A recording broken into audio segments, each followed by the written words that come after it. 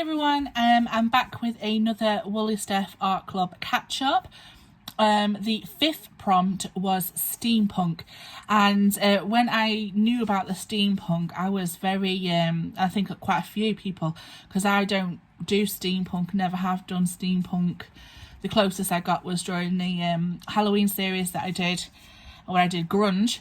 But no, I have never done steampunk ever and had to use a lot of Pinterest to even figure out what it was, and obviously watching back a lot of the people that have done the art club and what they created, so that was a great source of inspiration. So anyway, this is what I ended up with, and I do apologise for steampunk fans if this is absolutely off the nowhere near, but this is the best that I could do with what I had. So to start off with, again, I've used a Julie Nutting die, and it came with this gorgeous blazer, and this was kind of like the only paper that I had. It was like from a vintage set, but I noticed it got a clock on it, so I made sure that was sort of near her pocket area.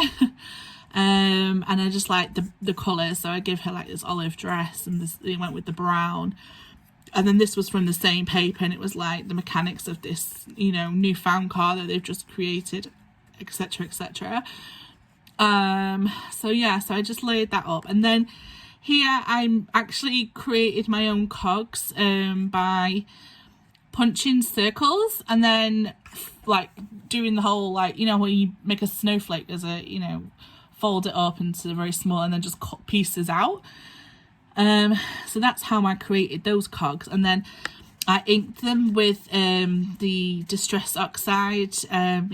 Was it vintage photo, and then just went around them with biro like that. And then I got this stamp here. This was a stamp from the Papercraft Society. And I just coloured that in with some of the colours that I'd used in the dress, just to balance the whole page out. And then this stamp here I stamped out on the same paper that this was from, and this was Julie Nutting stamp Butterfly, and I just went around it with some of the brown. And then I had this old frame. It was my last sticker frame, so I just completely covered it with the vintage photo, and it kind of gave this like brass bronzy kind of look to it. And then I just added some Nuvo drops, so it would pick out the colour, because that's clear, just to look like bolts to hold it up or something. And then I just lightly stamped across her face as well, just to add a bit of interest to her body. And this is the same stamp here that I used in the background. It's just like sort of writing. I didn't really have anything like mathematical or something like that. I don't even know if I'm on the right lines. The background itself was again using tissue bleeding. I used a black piece of tissue paper, knowing that it would come out in a sort of grey tone, and I really like how the tone came out, and it's a shame that I covered up so much, because it really had like a nice blend of different greys. So yeah, so this was my attempt at steampunk, and I hope I did somewhat justice. But overall, I mean, I like it as an image itself. So yeah, it's not too bad for me. So yeah, so if you want to go look at everyone else, just follow that hashtag.